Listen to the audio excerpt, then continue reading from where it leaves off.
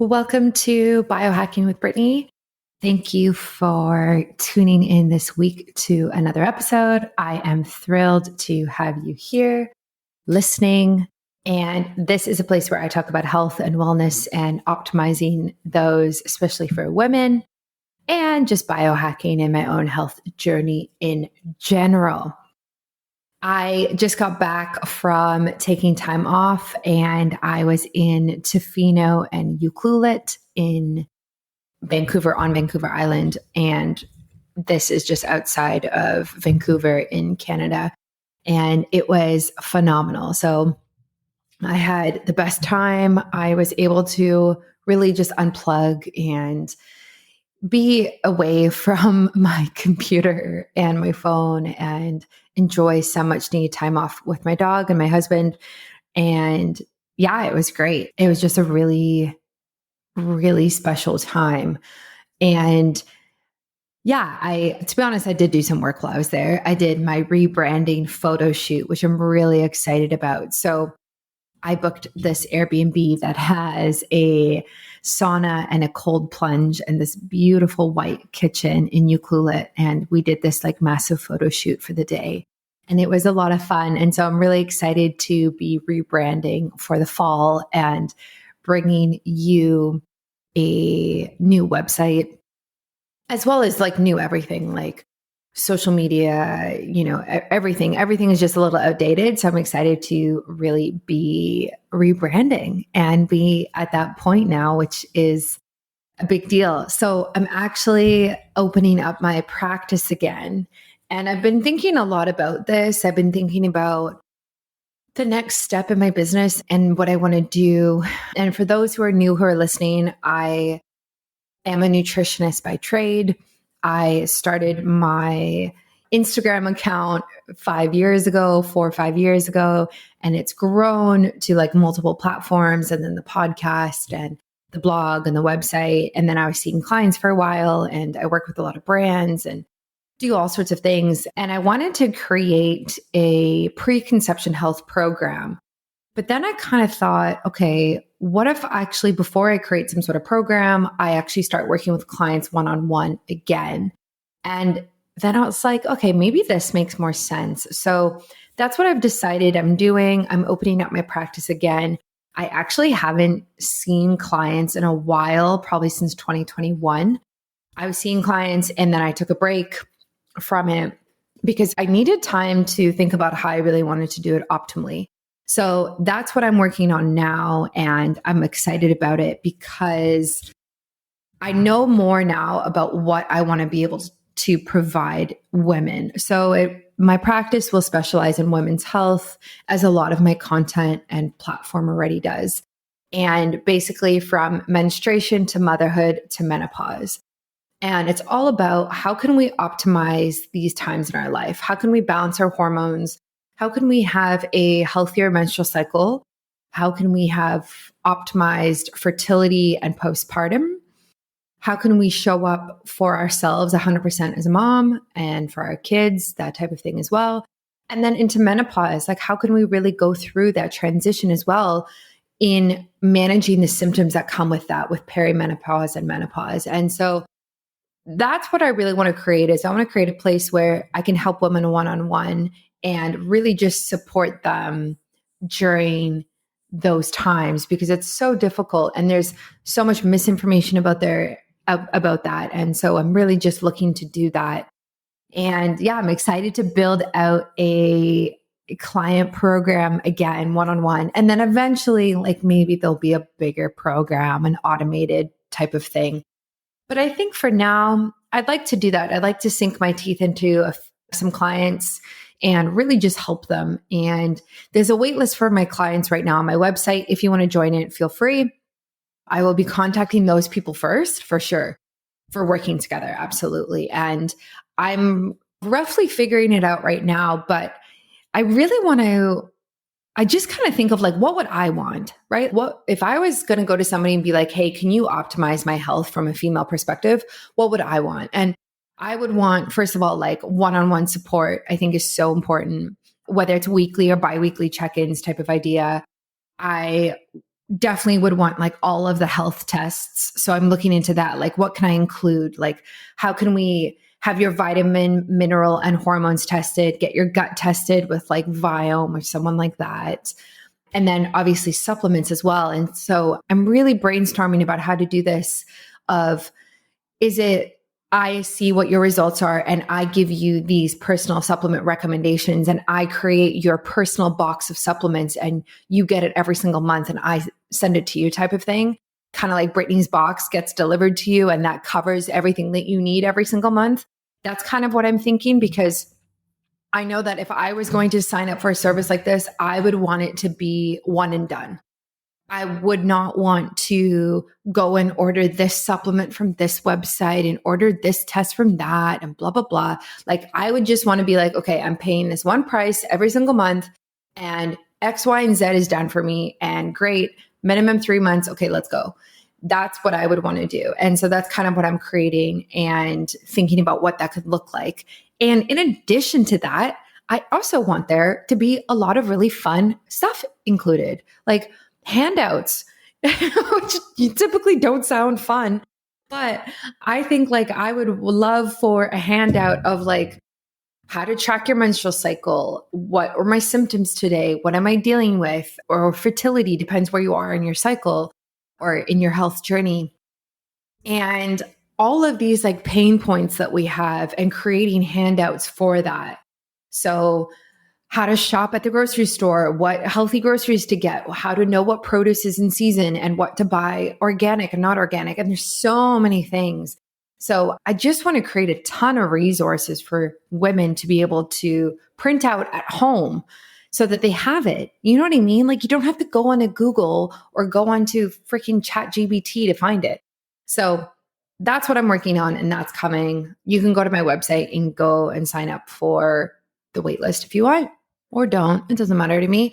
But just keep an eye out for that. The other thing, like, I guess since we're speaking about this, that I'm really excited about is my birthday giveaway that I'm doing is coming up very soon. I'm looking at the dates. It comes starting in, oh my gosh. Oh, it's actually really soon. It starts in 11 days. Wow. So I am doing a massive Biohacking Brittany's birthday giveaway. It's over the course of 2 days. And this is going to be huge. So it's actually, I just wrote it out. The prize is split into 2 days, so day one and day two. The total prize is over $4,500 worth. So each day is about 22, let's say 2,200 US. And you can enter both days, obviously. And this is like really, really big. So this is bigger than the giveaway I did at Christmas. And I'm really excited for some of the brands involved with this. So the way that I'm doing it this time is you have to enter on the link on the website, which will be coming soon. There's not going to be posts every day about it. There will be on the first 2 days. And then there's going to be a bunch of podcast episodes and newsletters that go out about every brand. And I'm really hoping to get a lot of people excited about it because it's a really, really big giveaway, like I said. So, and there's only one winner for each day. But there's different things you can do to increase how many times you can enter, which is exciting. So that is also coming, and stay tuned for that. So if you are into any type of biohacking or wellness or health, you're definitely gonna want to enter. Like there's red light therapy involved. There's blue blocking glasses. There's different supplements. There's, oh my gosh, I don't even know. Oh wait, all of it's beside me actually. Let me take a look.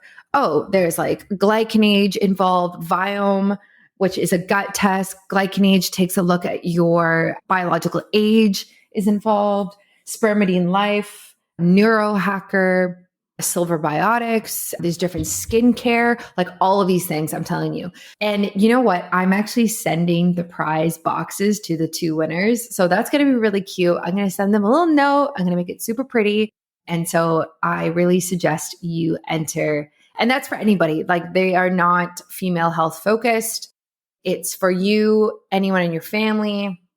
And it's really exciting. I think it's going to do really well because I don't really see giveaways this big that happen in the biohacking space, especially when it's all in one, right? Like, not just like one product.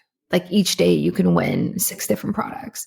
So anyway, super exciting. Look out for that last week of August for my birthday. My birthday's in September, but I'm doing it early. So get ready for that. And like I said, I just got back from vacation, and one of the things that I took with me was AG1.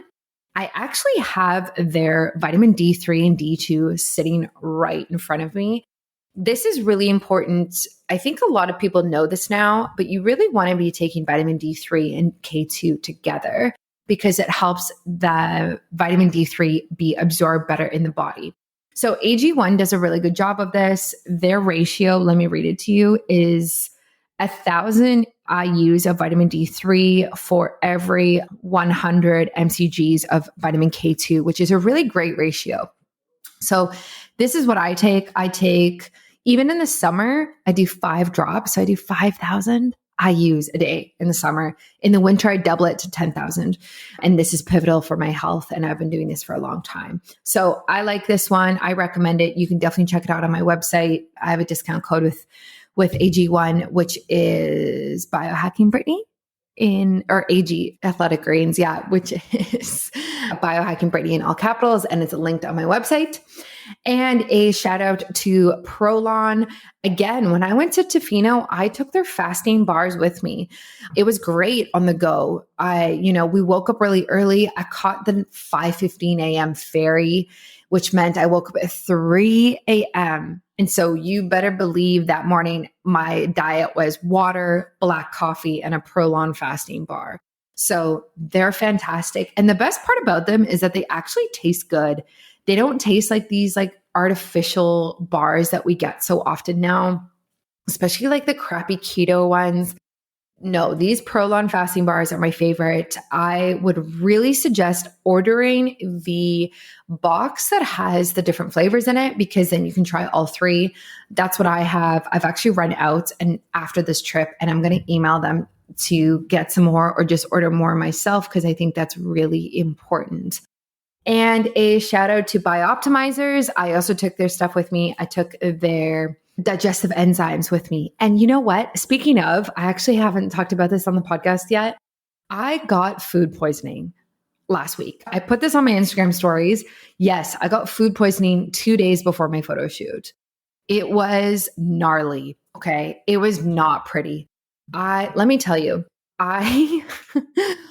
my photo shoot was Thursday. I had a poke bowl on Tuesday. We went out for this very nice dinner Tuesday night. Okay. Very nice, like minimum 3-course dinner type of deal. Local seafood. It was phenomenal. I'm sitting at this dinner and I was actually, which is really funny, I was wearing my June Day play suit in black. Okay. Which is super cute. It blocks EMF. It's cute enough to wear to a fancy dinner, which I did. June Day specializes in EMF blocking clothing for women. Check it out again on my website. So I'm wearing this play suit and I'm sitting there, I'm talking to my husband, Ryan, and I'm like, we're going on and on. And I really felt like super bloated. And I was like, my stomach felt very hard. And you know what? I actually don't get bloated very often. I'm not somebody who, I kind of know what to avoid so I don't get bloated. And I felt so bloated. I felt like I was pregnant. Literally, I was like, why does my stomach feel so hard? Feels like there's a rock in my stomach. Something is wrong. Like, I don't feel good. So we finished this really, really nice dinner, go home. An hour later, I start puking. I felt like, so we fall asleep, hour later, wake up, start puking. I puked 4 times that night. I had diarrhea, like everything came out of me, everything. And if this is graphic, I don't know what to tell you. So that very expensive dinner that I paid for, I puked it up, unfortunately. And I had food poisoning. I had a fever. I could not keep any solid food down. And it lasted 2 days. It is the first time I've actually had food poisoning for 2 days. Previous times when I've had food poisoning, it's only ever been 24 hours. So I had food poisoning in March in Costa Rica. I've had food poisoning in Tanzania, in Africa when I was there about 5 years ago. And I haven't really had it since. But again, I got it last week. And yeah, I couldn't keep anything down. And it was interesting I posted this on my Instagram stories. I actually took a look at my Aura Ring results. And the Aura Ring, for those who don't know, basically is a sleep and activity tracker. And you should have seen my metrics. Okay. So my HRV, which is heart rate variability, I typically like it about 80 or above. It was 32. It was in the 30s the nights that I had food poisoning. Okay. Those numbers is usually what I see when I drink alcohol. That's how that compares, is like the alcohol is that bad for your heart that it drops your HRV that significantly that it's equal to when you have food poisoning. At least it is for myself. So very low HRV. I had a temperature spike, obviously, with a fever. And you get a fever because the body heats itself in order to kill the bacteria. That's kind of that's the immune system activated. That's how it kills off the foreign invader so that you can be healthier in the future. So a fever is actually a good thing. It means your body's actually reacting appropriately and doing what it should in order to fight off what is happening on a cellular level. So I had a fever, low HRV, and high heart rate. My heart rate, my RHR, which is resting heart rate, was 58. And usually my heart rate's about 48 when I'm sleeping. So it was significantly higher for me anyway. And again, when you drink alcohol, you see this same thing. High heart rate, low HRV, and that's exactly what I had with food poisoning. So I was sick. And the next day, so the Wednesday, I'm like, okay, I'm feeling a little better. It's going to be fine. I can probably eat something. So I eat a bit of solid food and I puked it up the next morning. And what I realized when I was researching online is like the recommendation when you have food poisoning is actually no solid food until you have a solid bowel movement, which I had not. And I didn't know that. So that was dumb on my behalf. I shouldn't have done that. But yeah, I got rid of, I was literally like water, a little bit of coffee, not much at all, a lot of organic cold pressed juice. I had a bit of kombucha and that's what I was. And then Thursday, I had my photo shoot. So Thursday, I was like, I haven't had solid food in 2 days. I've been puking. I have nothing in me. But I had the photographer, I had hair and makeup, I booked this Airbnb. So you better believe that I was showing up for that photo shoot 100% the best I could, because to organize all of that again without the food poisoning, there's no way. There was no way. So I did it. I'm not going to lie, I had caffeine on the photo shoot day, even though it was dehydrating on the body, which you don't want to do when you have food poisoning. But when you have to show up for 6 hours, and as people like expecting you to be there, there was no choice. So I had my coffee, had my water, and honestly, I got through it and it was fine. I wasn't nauseous. My energy was just lower. But you know what? I got a sneak peek on some of the photos and I actually think it made a better photo shoot because I kind of gave 0 Fs during it. There was less, oh, look at me, I'm like smiling, and more just like, I'm going to make this cup of tea and you're taking photos. I'm like, okay, let's chill. And the photos actually look very natural because I was a little bit out of it the entire day. So who knows? Maybe it was meant to be, but I'm feeling better now. And if you hear this or next time, food poisoning. So no solid food until you have a solid bowel movement, whether that is 24 hours or 48 hours. Get your hands on cold pressed juice. I did a lot of citrus ones, so vitamin C focused, and I did a lot of ginger. So fresh pressed ginger in these juices. And then I also did a lot of ginger tea, and that really helped my stomach. And then a lot of electrolytes as well. So something that can obviously be of concern when you have food poisoning is the electrolyte imbalance that can occur and you can become dehydrated. So a lot of electrolytes, even if it's just sea salt, adding that to your water, that can help, anything like that. And that is my recommendation. And in relation to biooptimizers, which is how I started this rant, is when I started eating food again, I was using their digestive enzymes every meal just to kind of help ease into it again. And I also took their probiotics after as well, because it was really important to support the gut after going through that type of situation. And Bioptimizers is always my go-to for this because they have the best on the market. And I've been using them for over 2 years. And I actually don't touch any other probiotics or digestive enzymes. And when I tell you, other brands have reached out to me and I say, no, like I'm good.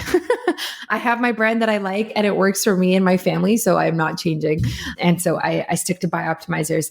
So that's my little rant about having food poisoning when on vacation.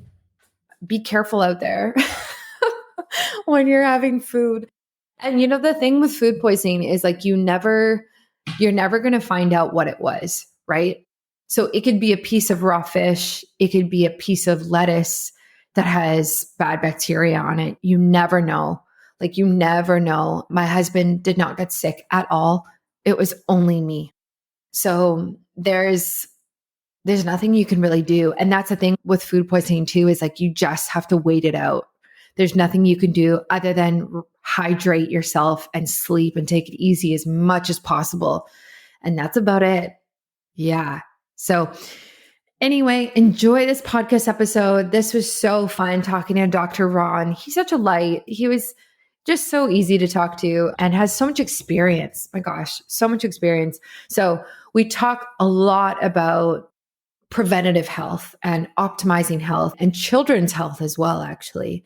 We talk a lot about biomarkers and different vitamin and mineral levels to get tested and really just how to really try to be as healthy as you can today for a healthier tomorrow.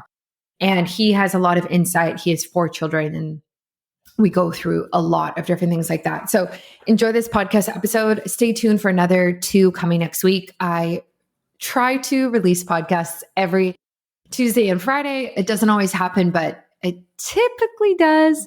So thank you for listening. And if you're not already, follow me on Instagram at biohackingbrittany. That is where I am the most active, especially on stories and in DMs over there.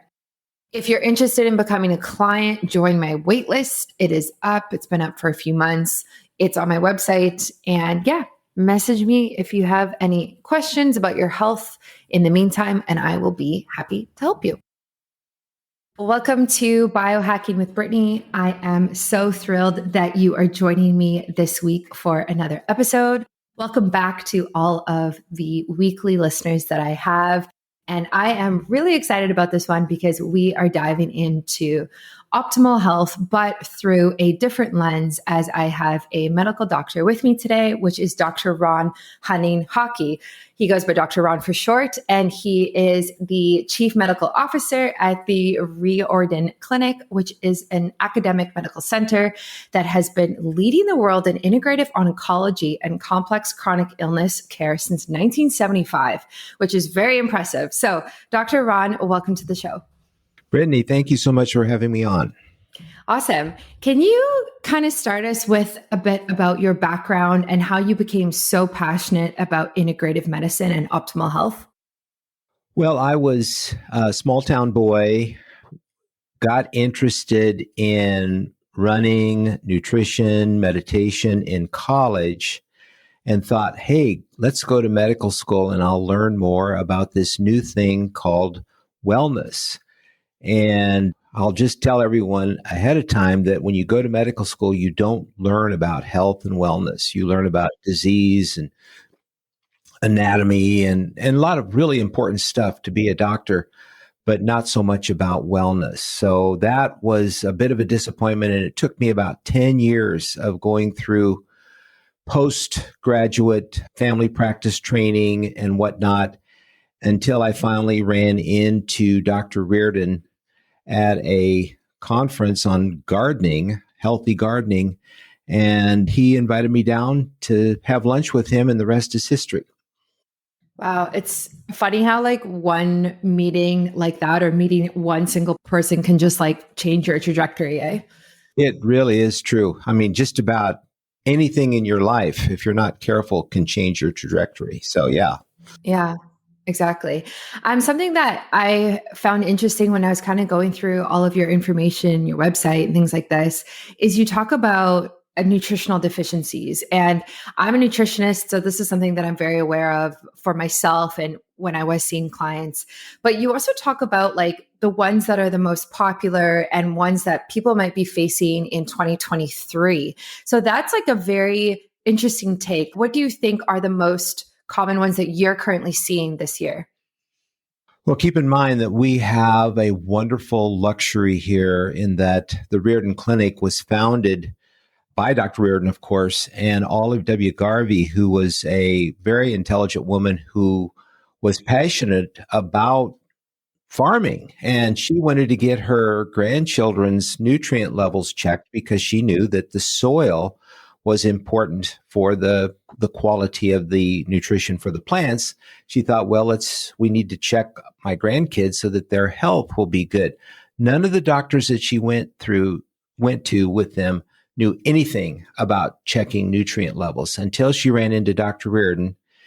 And he was a psychiatrist, but he was in that early era of orthomolecular psychiatry where Linus Pauling, Ewan Hoffer, and a number of other doctors were starting to use large doses of nutrients to treat psychiatric illness. But they were doing that by measuring nutrient levels. They weren't just throwing out nutrients at people. They were actually looking at tests. Carl Pfeiffer had a laboratory. So Dr. Riordan started a laboratory here in Wichita. And so based upon his measurements, that's where he kind of learned mostly how to pick and choose on the nutrients. Now, down the road, certain things became pretty clear, like Abram Hoffer was really big on niacin, and niacin is taking on a whole new role these days because it turns out to be crucial for NAD, which is a mitochondrial component. And if you don't have enough niacin, your mitochondria aren't going to work as well as they should. And so he used that in schizophrenics as well as in cancer patients. So Dr. Riordan, of course, was the big vitamin C guy because Linus Pauling did that initial work in cancer. So those are two really big ones that I still work a lot with. Zinc, of course. Vitamin D, I'm a big fan of vitamin D since I spent about 15 years up in Canada on a board that completely devoted itself to research in vitamin D. And that's a phenomenal nutrient that most of us, we've become indoor dwellers. And so we don't get enough sunshine. So we tend to be low in vitamin D. So those are some of the big ones. I love that. I am actually in Canada. I'm outside of Vancouver on the West Coast. Whereabouts in Canada were you? Let's see. We were I'm trying to think of more the middle part of it. So that's all I can recall. Okay, that's fine. But yeah, honestly, like vitamin D in general is a big concern for North America and especially Canada, just because of the lack of sunshine that we have here. What range do you typically recommend people take per day, let's say in the winter when there is a really big reduction in sunlight? Well, here's what I get into with patients. A lot of their doctors are very much afraid of vitamin D because even when I first started here at the Riordan Clinic, Dr. Riordan was still prescribing D2. And D2, if you get too much of it, it can cause, calcification issues.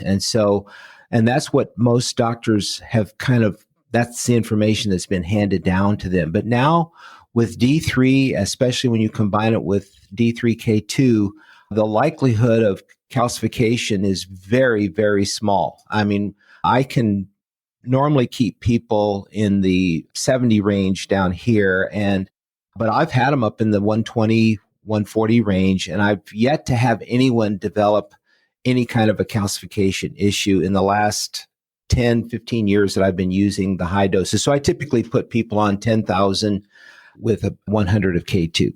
Yeah, that's really interesting that you say that because I typically take between 5,000 and 10,000 IUs daily.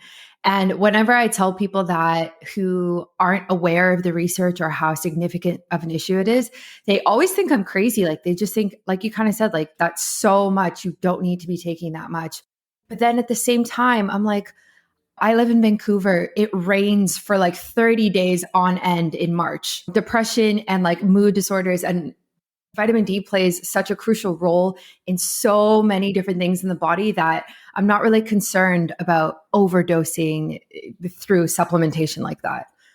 We were using during the worst of the pandemic.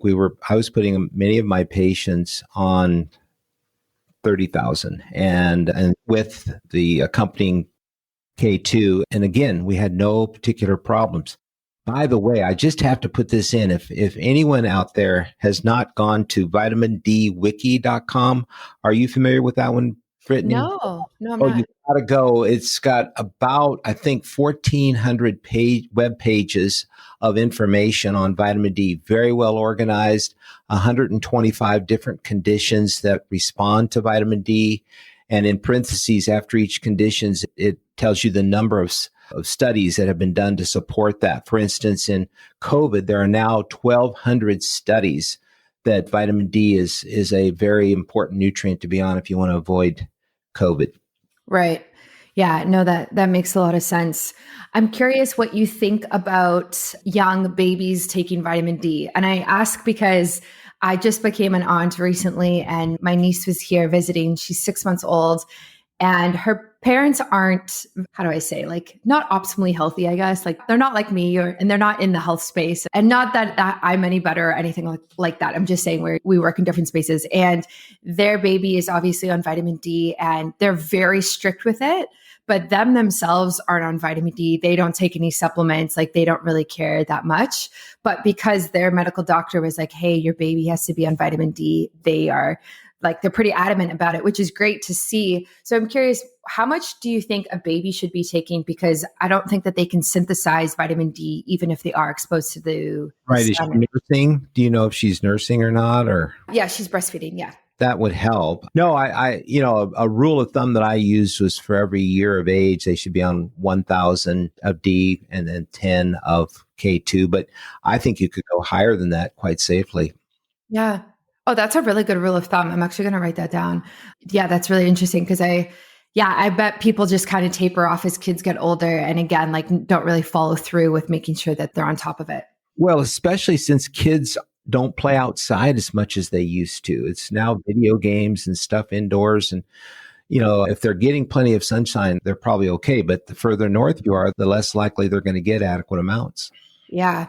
Yeah. I just heard a statistic actually that said, I think we spend less than 7% of our entire lives outdoors now. So Right. 93% of our lives are inside. Exactly. And that is, I don't even know how to understand that statistic. That's staggering. Like that's nothing. That's in the grand scheme of things, that's really nothing. Yeah, I'm in my early 70s, and I can just remember growing up as a kid, we were outdoors playing all the time because, of course, there wasn't TV and there wasn't a lot of other things. We wanted to be outdoors. Now there are so many other distractions that are keeping kids indoors. I know. Yeah, it's a big issue. And as I approach this fertility portion of my life coming up, I think about this a lot because you want your kids to be able to get the skills that are going to be relevant to the workplace, right? Like understand technology and stuff like that. But at the same time, I really want them to be outside and gardening and like understanding how vegetables grow and putting their hands in the dirt. And it's like, it just feels like an uphill battle, to be honest, to be like a quote unquote, like super healthy parent in today's day and age. Are you concerned about EMF or radiation? Are you a woman in the health and wellness and biohacking space and you're just looking for cute clothing that blocks radiation? Maybe you are pregnant, maybe you're trying to get pregnant, maybe you're postpartum, or maybe you just really want to block your body from harmful frequencies that you are constantly bombarded with in our society these days. Finally, we actually have a cute solution by a company called Juna Day. This is my friend's company, and I am so excited to be working with them. It's essentially airplane mode for your wardrobe. If you're flying, if you're working in the city, If you are sensitive to EMF, this is the clothing that you need. It is so cute. I have the play suit in black. I wear it at least once a week because it's just so comfortable. And it just blocks all of the 5G that's around me, the Wi-Fi, everything else that we're constantly exposed to. As somebody who is on her preconception journey, soon to be fertility journey, it's really important for me to block my, to be honest, my ovaries from this type of thing. I want to protect my mitochondria. I want to protect my body in general from all of the frequencies. So this is what I'm wearing. And if you are sensitive in any way or worried in any way about EMF, you need this. Check out Juniday. They have a bunch of different really, really cute designs. So they have a belly band, which is if you're pregnant, you can just wear it underneath your clothing. They have a unitard, which is cute. They also have maternity legging. They have a play suit, which is what I have. And then they also have a bodysuit, which I kind of want as well, because you can wear it under anything, made for all day wear.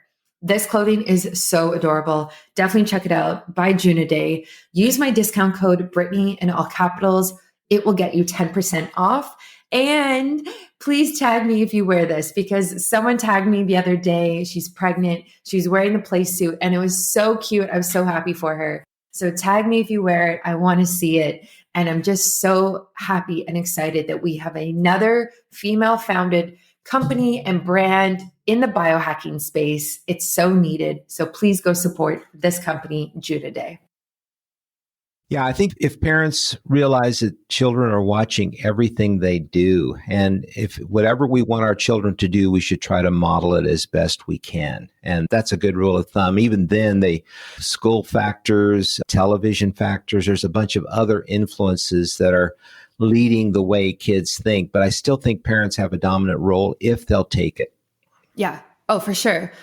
I don't know if you see a lot of children in your practice, but just kind of like while we're on this topic, have you seen any trends or issues kind of with children's health in the last 5-10 years that have kind of surprised you compared to maybe where things were before that?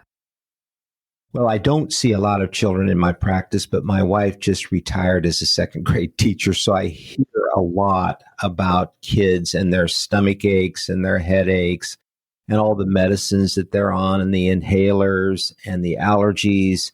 And boy, kids these days are not in really good shape. They have attention deficit problems, all of which could be managed with careful control of their nutrition. But unfortunately, it's all fast foods, it's snacks, it's packaged foods.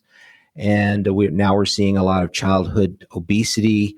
The polyunsaturated fats are rampant in restaurant foods, like I won't name the name, but of the common hamburger joints that people go to. All these factors and the incredible amount of sugar, all of these factors are making our kids very, very ill. And then when they can't pay attention or when they're having problems, they are being medicated. And so kids are on more medicine and more inhalers and more stuff like that than ever there used to be. So this is just a huge cry for parents getting back in the game of making sure their kids are getting good nutrition, good exercise, good sleep, good parenting. Yeah, that makes a lot of sense. For the people listening who have kids or maybe they're about to have kids, what would you recommend? Do you think that nutrition is the biggest factor here? And for in terms of optimal health for kids, do you think it's more lifestyle and spending times outdoors or sleep? And I know it's easy to say everything matters, but if there was one thing that they could kind of maybe try to work on, what would you say that would be? Well, we deal with a lot of cancer patients here, and I give them 6 things that I think I hadn't ever thought about this, but I think this plays into the care of children as well. The number one thing is connectivity. We are so disconnected. Yeah, we're connected electronically, but connected to other kids, connected to parents, connected to grandparents, to their siblings, just in that sense of belonging instead of being isolated. That is huge. And having support from parents and family. That's a big one. Stress management. If you can help kids learn to handle stress better. Sleep. Number 3, get your kids to bed on time and let them have a good night's sleep, because that, even with cancer patients, sleep is huge. Why We Sleep is a very important book looking at all the reasons why sleep is important, especially for kids who are growing. Then comes exercise. Got to get plenty of exercise. And a lot of kids are doing well if they're in organized sports, but just to go out and just have fun and move around, that's a good thing. Then comes nutrition. You'd think nutrition would be near the top, but really, if you do all those other things, nutrition kind of fits in fairly naturally if parents are savvy about taking good care of their kids. And then avoiding environmental toxins, just having kids become aware of the various types of poisons that exist underneath the sink or out in the garage, or stuff that you've been using on the lawn. All those types of things, if kids can steer clear of that, that would be great. So those are the mix of 6 that I tell people to think about in terms of staying healthy for themselves and for their families. Yeah, I love that you said that. It's interesting. I'm doing a preconception cleanse right now, me and my husband, and it's 6 things. And I'm pretty sure it's all 6 things that you mentioned. The supplements also in there, but it's pretty, I don't want to say it's rigid, but it is a bit more rigid because it's like for about 100 days type of idea. And it's anyway, but it makes me think a lot about this of like, okay, how do we take these principles of a healthy lifestyle and apply it to childhood without it being like rules and super strict for kids to follow, but also like, hey, we actually do need some boundaries in place so that you can grow up as healthy as you can. And you can't just let kids kind of have a free for all, because, you know, it's going to end up just being TV and processed food every single day for a while. So I think it's tough out there. And yeah, kudos to all the parents for doing the best they can.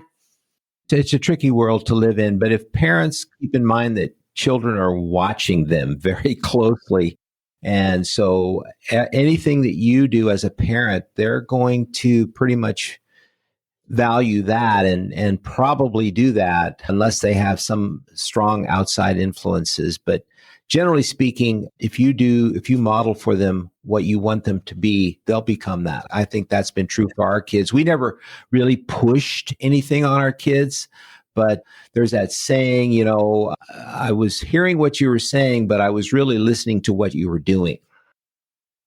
I love that.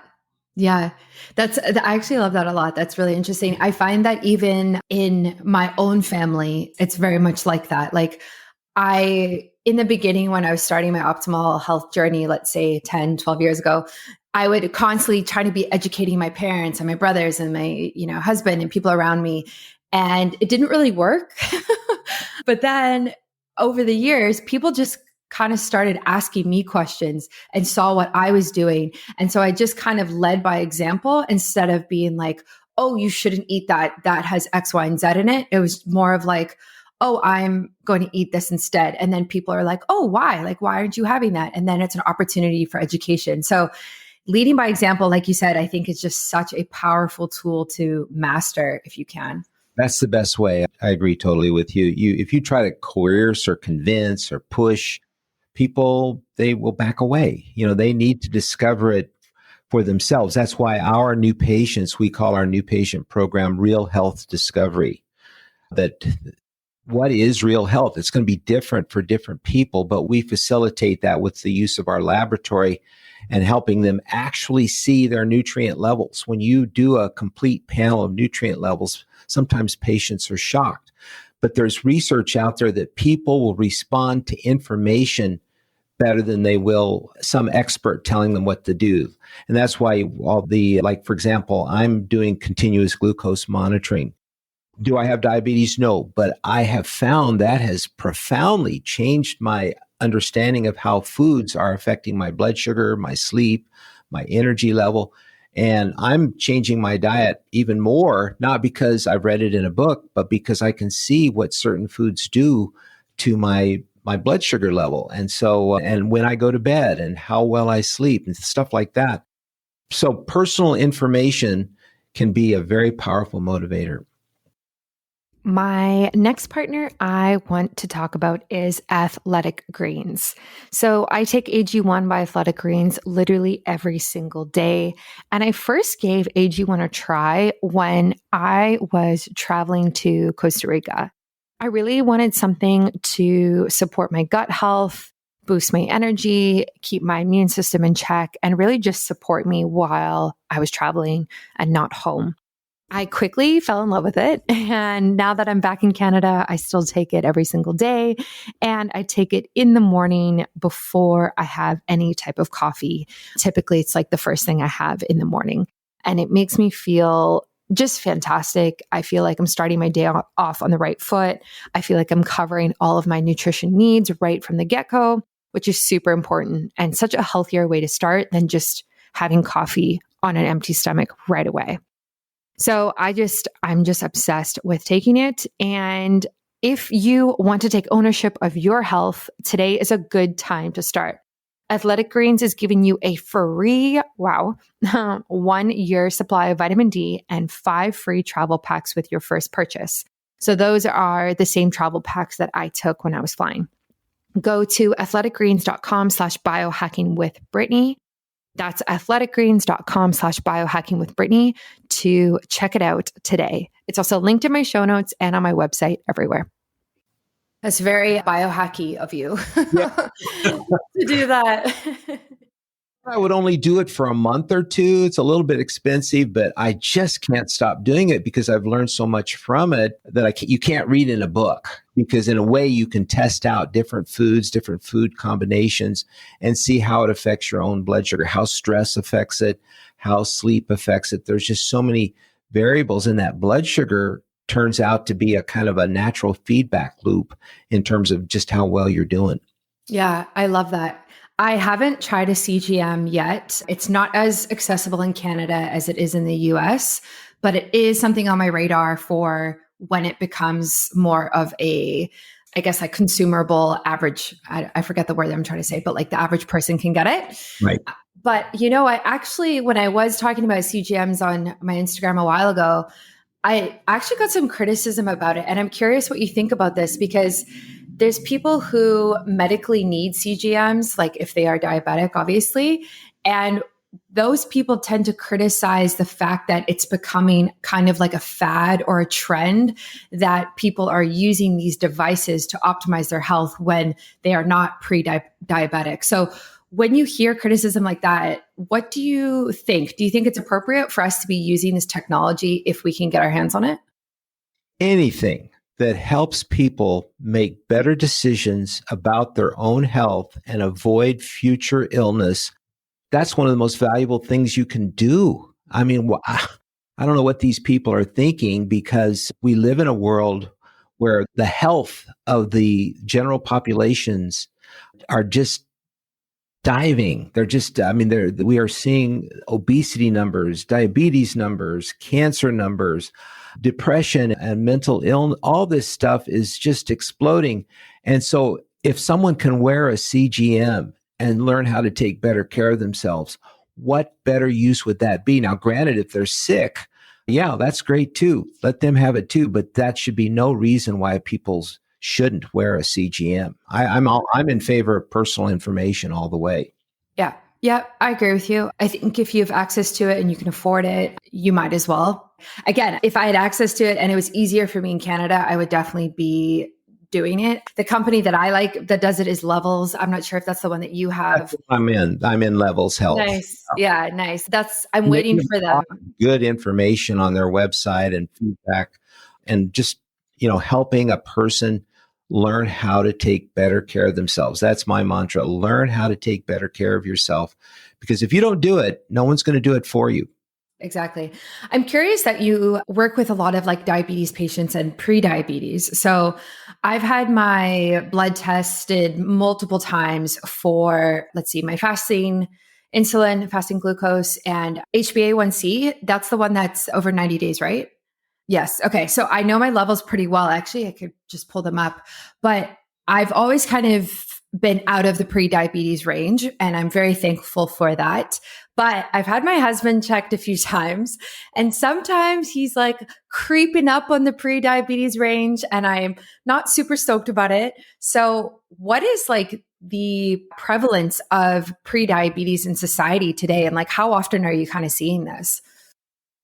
Huge. I personally like the fasting insulin. Hemoglobin A1C is fine, but the fasting glucose can vary depending upon what you've eaten in the day before or leading up to that fasting glucose. So I really like the fasting insulin as a marker for whether or not you're becoming pre-diabetic, insulin resistant.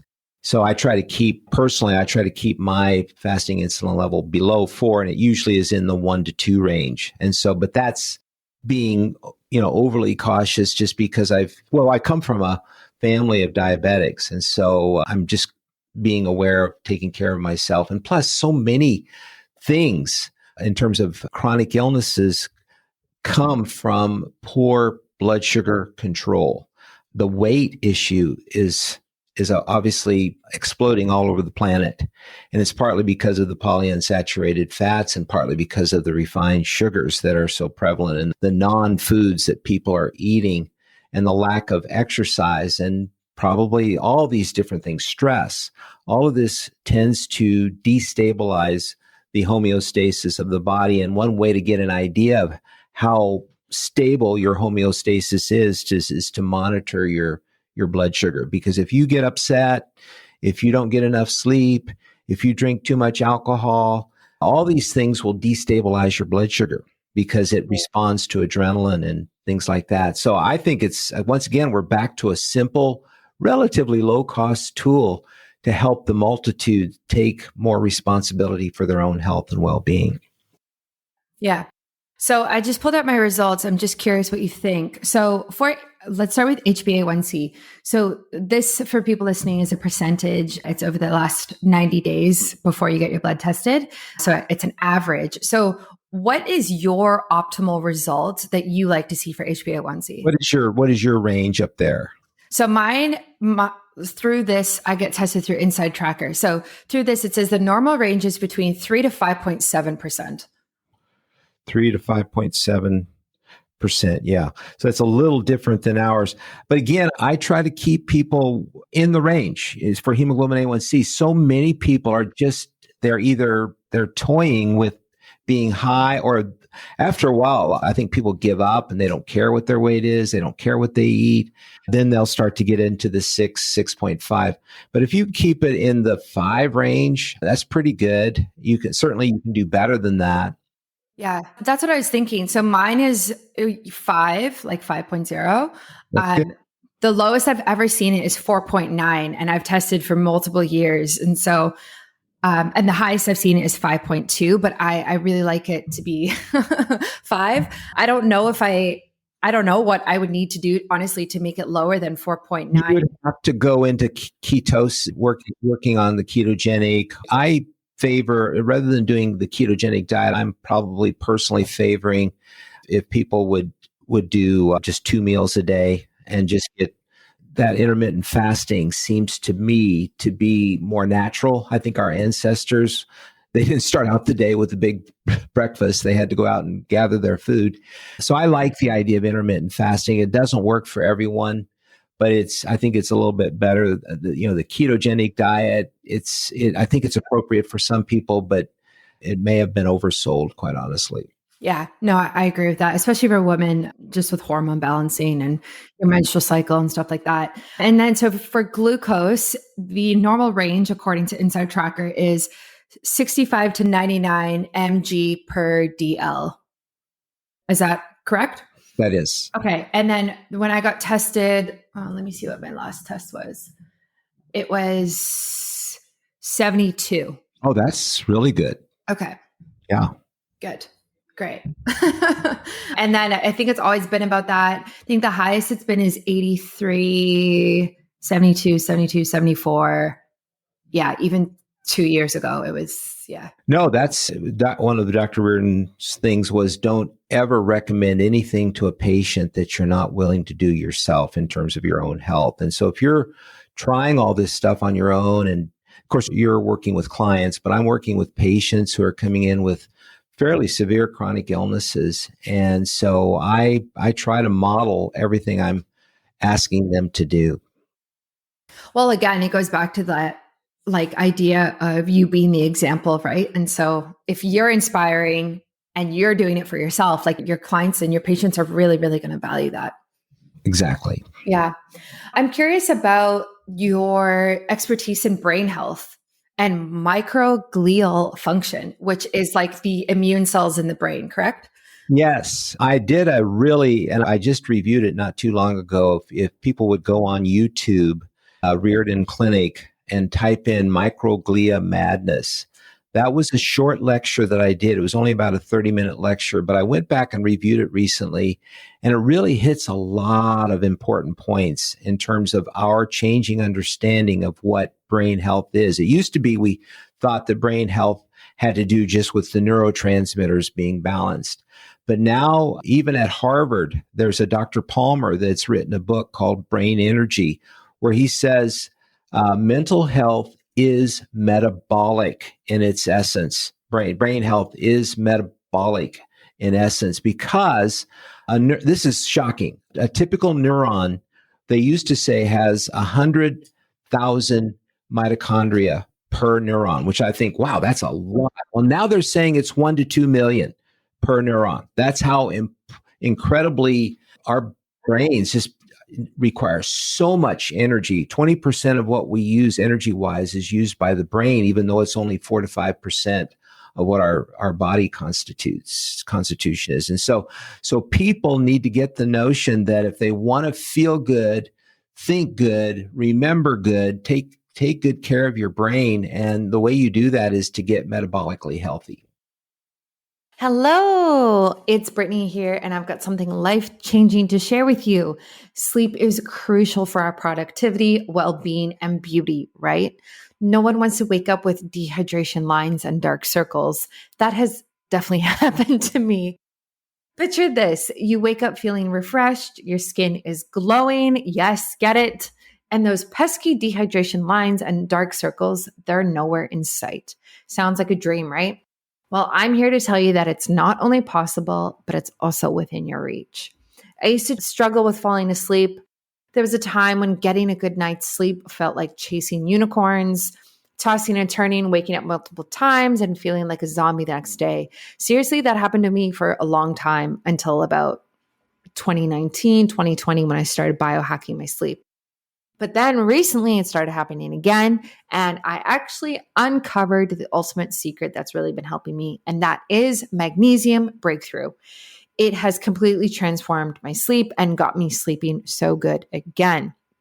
So what's important to know is that not all magnesium supplements are created equal, so don't waste your time with over-the-counter options. Magnesium Breakthrough is the real deal. It combines 7 different forms of magnesium in a single capsule, giving you the full spectrum magnesium experience you need for optimal results. So here's my nightly routine that I've been doing. I take 2 capsules of Magnesium Breakthrough with water about an hour before bed. The effects are remarkable. I drift off faster and enjoy deeper, more rejuvenating sleep. And then when the morning comes, I wake up feeling refreshed, energized, and ready to conquer the day. And I wake up at 5 a.m., so I'm not messing around, okay? I need my good sleep. So say goodbye to restless nights and tired mornings and unlock your best sleep with Magnesium Breakthrough. Ready for my offer?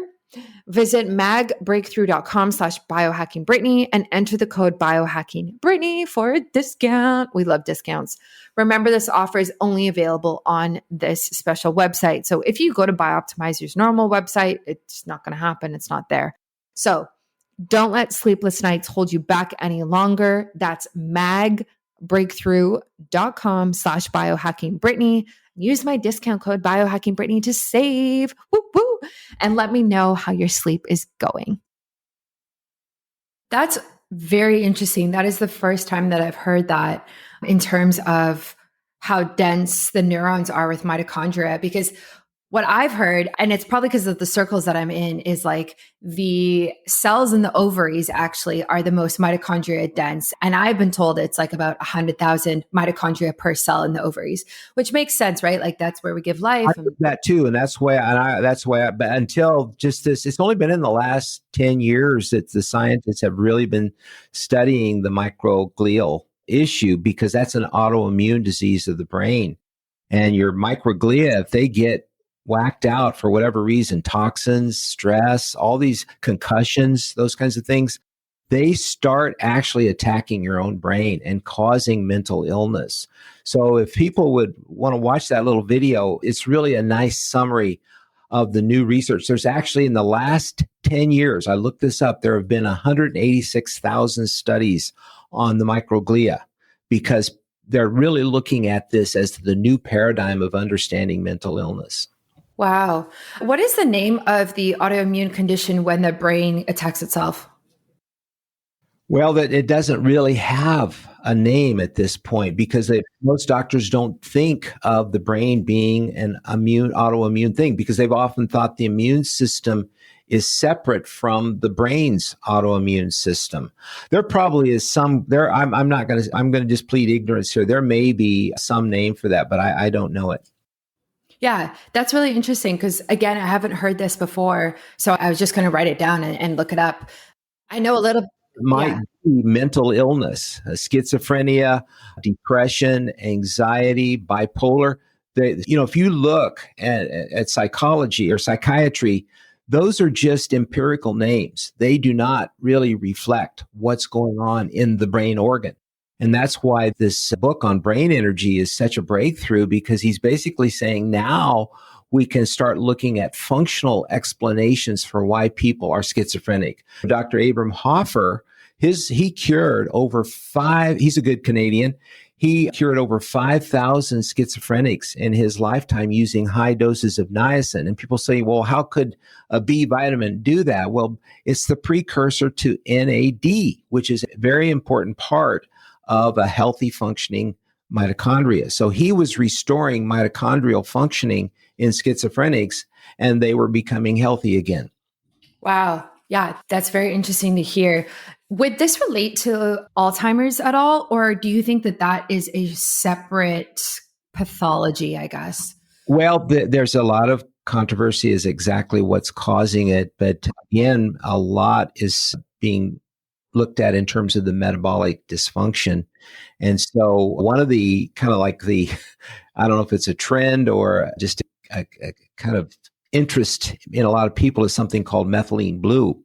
And so methylene blue is actually a dye, but it can be combined with vitamin C, which makes it more fat soluble, and it gets into the brain and is very good for mitochondrial functioning. So they're using that for Alzheimer's and a number of other brain conditions. Oh, interesting. And it's considered a nootropic. If you know the word nootropic, meaning something that helps the brain function better, methylene blue does that. But I recommend using it in conjunction with vitamin C and niacin and some of these other basic nutrients. It's not a nutrient, but it's a very powerful antioxidant and electron donor. Interesting. Yeah, I actually have some. It's in my fridge. I got given a sample of it. And so I haven't used it yet, because I wasn't sure when to use it, how to use it, when to take it, type of thing. But maybe I will actually look into it now that you're saying this, and how it can just really be supportive of brain health in general. Yes. We have Dr. Thomas Levy and I did a podcast. If anyone ever wants to go to Riordan Clinic and look at our Real Health podcasts, and we had more responses to that than any other podcast that we've done. So people are interested in methylene blue. Yeah, for sure. Yeah. It's one of those things that it's not super common yet. And so when people hear about it, they get really excited about it. And obviously, I think it turns your tongue blue, right? Well, I tell people I was a chemistry major in college. And if you mix ascorbic acid, vitamin C, not sodium ascorbate, but vitamin C in warm water, and put your drops of methylene blue in it, the methylene blue is oxidized, but it will vitamin C will donate an electron to it, and it'll turn it from that dark blue into a very light turquoise, and it won't stain in that state. And so that's called leucomethylene blue. It's a different molecule based upon the using vitamin C to donate an electron to it. Interesting. Okay. I'm going to look that up and try that, because I have both of those ingredients here in my house and I'm curious about it. With the autoimmune, just back to that for a second, is it true, or maybe you found this in your own experience, that if you are susceptible, if you have one autoimmune condition, it makes you susceptible to all other autoimmune conditions? Well, let's go back to what is the fundamental cause of autoimmune disease. And more people are thinking it's leaky gut, the leaky gut syndrome. And so, yes, if you've got one autoimmune thing and you still got the leaky gut, you're going to have two or three other ones down the road. So that's why we are really emphasizing different things to help people heal the gut. Because if you can heal the gut, so many things start to get better. Yeah. What are your favorite recommendations for leaky gut syndrome? There's a product called Perfect Amino that we certainly didn't find out about it till, actually I heard about it 10 years ago, but I didn't really get the full scoop on it till recently. And that's one of our podcasts. But the thing is there are 22 amino acids. There are 9, and some people say 10 that are essential. Perfect Amino has the 9 essential amino acids in a perfect ratio that's been studied such that all the other amino acids can be synthesized from these 9. And so if you take this on an empty stomach, if you have any lack of enzymes or if you have damaged endothelial lining of your gut, this will repair it. So if you can repair your gut, that's going to help you avoid so many chronic illnesses down the road. So I take my Perfect Amino every morning, and I think it really has quieted down my digestive system and made me less prone to other problems.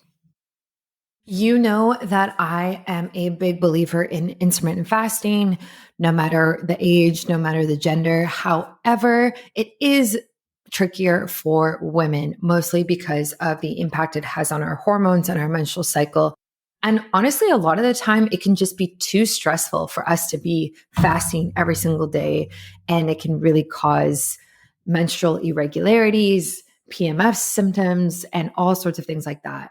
So I'm really excited to be taking and eating the new intermittent fasting bars made by Prolon. So this is a really cool idea. I have yet to see another company do this, and I've yet to see anybody even execute it somewhat well like Prolon. So based on the science of the Prolon fasting mimicking diet that keeps your body in a fasted state, even though the body is being nourished, the intermittent fasting bar is the first bar scientifically developed and tested to not break your fast. This combination of good fats from nuts and selected macro and micronutrients provides nourishment so you can feel fuller for longer and conquer your cravings while you fast. Eat in the morning after your overnight fasting period to achieve your intermittent fasting goals. Guys, that is amazing. I'm just like so impressed that they even came up with this idea, that these are even effective. And I am obsessed because now I can take and eat one of these bars in the morning, not worry about breaking my fast, not worry about spiking my blood glucose or my ketones, and still be nourishing my body without causing too much stress on it. And you know what? You know, these bars are successful and a hit when they are always sold out on their website. Like I just tried to order more and they were sold out again. So that says a lot about how much people are loving these and really, really enjoying them. Actually, if you go to their website, they have a couple of graphs as well that kind of show what it is, what it looks like glucose wise and ketone wise when you fast with water versus fasting and eating one of these bars in the morning. And there's no difference. So you can go check out the science yourself, go believe it, go read it, and definitely try these out. There's 3 flavors. There's chocolate chip, nuts and honey, and coconut macadamia. I like coconut macadamia the best, but you can definitely buy a variety pack and try them out yourselves. So go to the link to my show notes and on my website, by Prolon, and use my discount code biohackingbrittany in all capitals to save on these bars. You definitely want to use my discount code. These bars are not super cheap, but they are worth it because they are so good for you and they don't cause any hormonal disruption. Oh, interesting. Yeah, I take amino acids every day, but I don't take a Perfect Amino, this brand that you're talking about. And I'm actually going to take a look at the one that I'm taking versus the one that you recommended and the ratios of it, just to compare Yeah, because I'm just curious kind of like what's on the market versus like this perfect balance of all the different amino acids. Yeah, listen to episode 59, which is the episode where it's called The Importance of Amino Acids. It's very that my guest was excellent. And so that'll it's David Minkow. And he'd be a great one to get on your show, I'll tell you, because he's run 43 Ironman in his life. And he's in his mid 70s, but he claims a lot of this is due to getting these amino acids, which can repair damage within his body. Yeah, that's interesting. Okay, I will definitely take a look at that.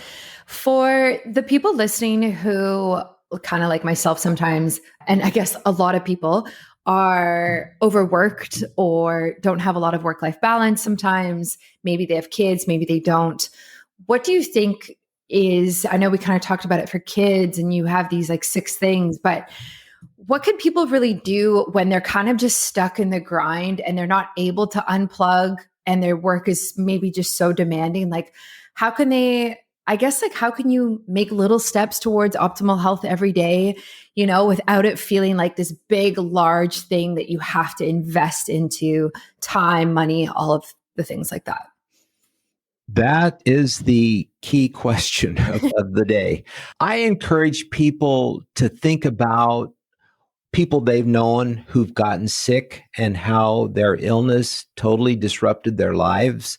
And people who are living like this, they're on the edge of getting sick. Matter of fact, I think the body gets sick kind of on purpose to kind of pull us out of a situation like what you just described.